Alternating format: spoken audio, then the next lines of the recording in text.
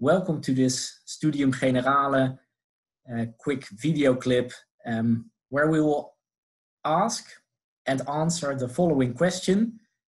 Why is it that people still massively hoard toilet paper? Even people that subscribe and endorse to very pro-social, very high-standing moral values such as honesty and trust and loyalty. Why is this that our moral values seem to hardly echo through in our concrete moral actions? And what can we do about it? For example, what can governments do about it to help ensure that we behave in a pro-social way, even if our moral values sometimes don't echo through in our concrete decisions? My research group does work on this, and I'm happy to present some of that for you in this 5 minutes or so clip. Now, the current crisis demands that individuals make personal sacrifices in order to create a social good, right? We are asked not to hoard toilet paper so that others don't face empty shelves. Healthy citizens are asked to stay at home, practice social distancing to prevent vulnerable people from catching the virus and overwhelming our healthcare system. Now, as expected, behavioral responses vary widely, ranging from very careless or even antisocial behaviors to many acts of prudency and care.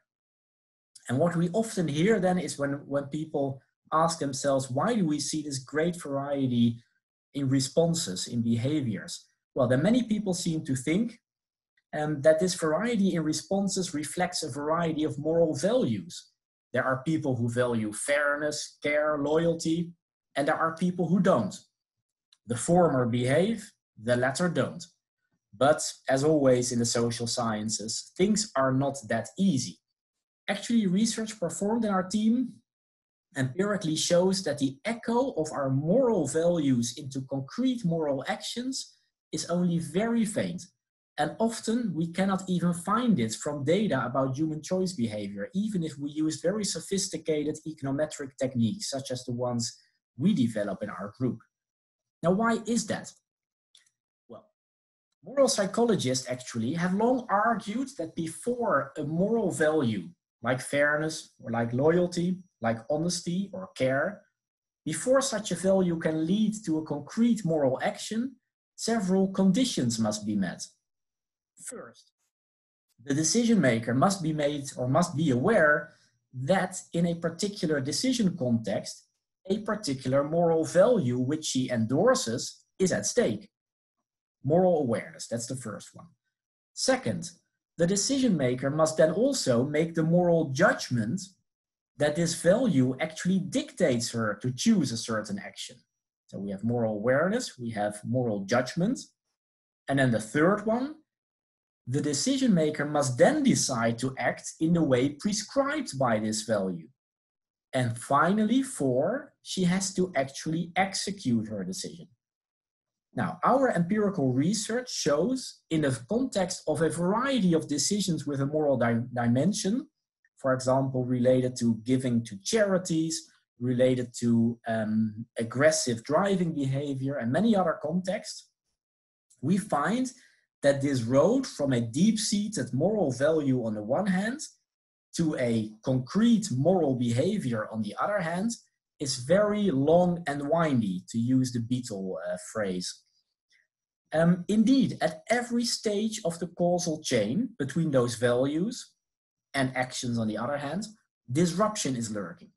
Think of the role of emotion and fear, the role of misinformation, the role of social pressure. For example, if you think of social distancing, if my best friends go out to the pub and they ask me to join them, I might feel pressured to actually join them, even though my moral value might dictate that I shouldn't.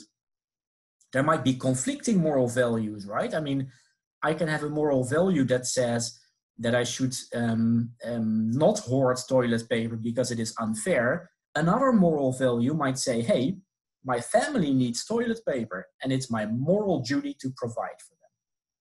We also have rational expectations that may override our moral values. For example, in the context of toilet paper hoarding, if everyone starts hoarding, then hoarding is of course the right or the rational thing for me to do too.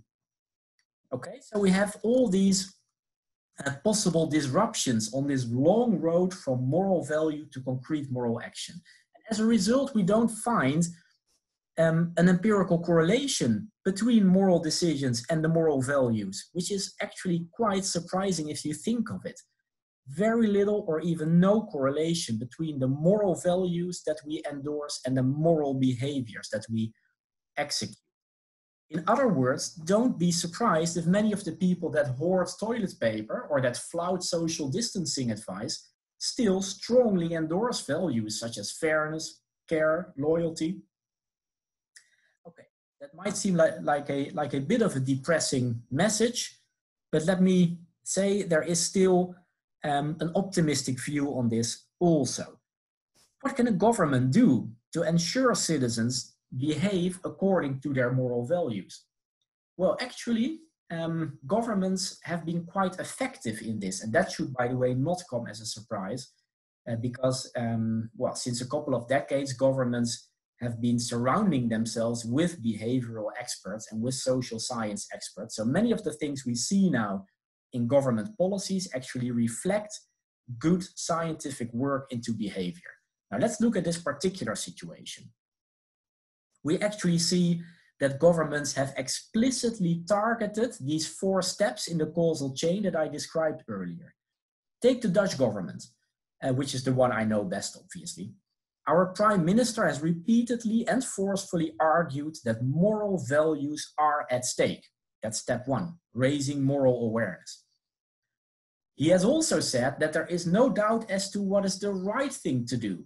So the government is actually making a moral judgment for us. And third, the government also says that citizens must take responsibility and actually do the right thing, calling for moral action. That's already 3 of the 4 stages. And when even those decision aids, you can call them, did not lead to full compliance in the notoriously individualistic and hard-headed Dutch population, then most governments, and in this case the Dutch, have also resorted to stronger measures such as punishment through fines of anti-social behaviors. Together, it seems that this mix of actions has in turn established a strong moral norm in society, especially regarding social distancing, which really seems to work in terms of flattening the curve. Well, to what extent it will actually have been enough, we'll only know later. But if I look outside of the window, the street is pretty empty. Now, this actually is a very interesting and often ignored, but very important side effect of forceful action by governments. If the government, by, for example, regulations or forceful communication, establishes a moral behavior, once that behavior is in place, then the underlying attitudes, the underlying moral values will change accordingly. So then we're not talking about the moral value which echoes through into moral behavior. No, we're talking about the reverse causality. Once you put in place, through regulations or fines even, a moral behavior, then we see that that leads to a change in moral norms and moral values. Similar results actually have been found in the context of racism, school segregation in the American South. A very important anecdote in this context. Now, it was there that only after the government forced schools to integrate that moral norms regarding racism started to change gradually. And that's, of course, a consequence of the fact that at some point people were sitting in the same classroom with children from different ethnicities, and you can't stop children from making friends, right? So they make friends across ethnic divides. That was a very clear example that the government imposed concrete actions, that is, going to class together with people from different ethnicities, and that moral action led to a change, although not perfect yet, into moral norms and moral values. Now, our research shows that this reverse effect from concrete behavior to moral values is actually stronger than the usually considered effect from moral value to concrete behavior. So it now seems that a positive reinforcement cycle seems to be getting in place, partly due to the forceful and determined action of governments. Thank you for your attention and have a good day.